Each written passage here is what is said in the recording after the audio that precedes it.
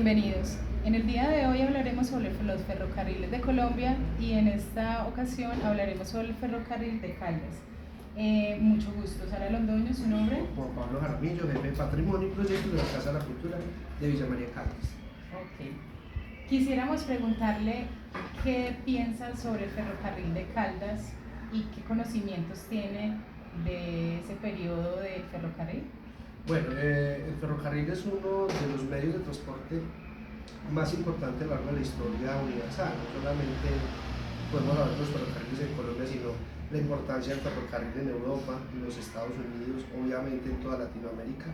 Aquí en el subcontinente tuvimos una red de líneas férreas muy importantes que coadyuvaron con el crecimiento económico de los países que conforman el área andina y otros como Argentina y Brasil, que no conforman el área andina, pues hacen parte de la comunidad sudamericana, que también han tenido estos medios tan importantes para el transporte, no solamente de pasajeros, sino también de carga.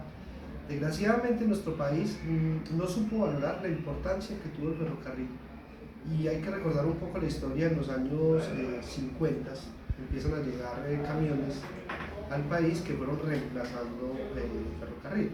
Por ende, el gobierno nacional, a través del entonces ministro de Obras Públicas, que era Virgilio Barco, empezaron con el desmonte progresivo de todas las líneas férreas, no solamente el de Caldas, sino otros más, por ejemplo el ferrocarril de Antioquia, el ferrocarril del Valle. Eso fue una gran pérdida para el país. Notamos que 60 años después, prácticamente, el gobierno hace unos ingentes esfuerzos por recuperar esa tradición del ferrocarril. Es decir, Colombia cometió un error garrafal en haber desmontado y haber permitido que particulares, por ejemplo, aquí pasó en Villa María, se robaran las líneas férreas. ¿Sí? El ferrocarril de Caldas fue muy importante para el desarrollo de nuestro departamento, pero hay que entender que cuando este se realiza, también teníamos el territorio que hoy conforma los departamentos de Risaralda y Quindío. Recordemos que cuando eso era el Gran Caldas, Viejo Caldas, con capital en Manizales. Es así como en el año 1916-17 comienza la construcción de todo lo que sería el aparataje del ferrocarril de Caldas como tal, saliendo del puerto Caldas, que es la Virginia. Ese ferrocarril no se comunicaba directamente con el ferrocarril del Valle, pero a través de otros medios de comunicación llegaban las personas y también las cargas para comunicarse con el ferrocarril de Caldas. Como te decía, salía desde Puerto Caldas en la Virginia y llegaba hasta la ciudad de Manizales. El ferrocarril por primera vez cruza el municipio de Villa María y Manizales el 25 de septiembre de 1927, cuando el tren, la locomotora que se llama La Pichinga, que se encuentra en las cercanías o proximidades de la Universidad Autónoma de Manizales, que a su vez fue la sede de la estación del ferrocarril allá.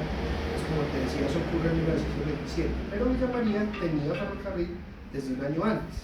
¿Por qué? Porque el ferrocarril venía desde Puerto Caldas, pasaba por Pereira, pasaba por Santa Rosa, Chinchina y llegó a Villa María. Mientras construían la línea férrea entre Villa María y Manizales, los dos municipios se comunicaban tanto por carretera para vehículos, pero también por el sistema de cables aéreos.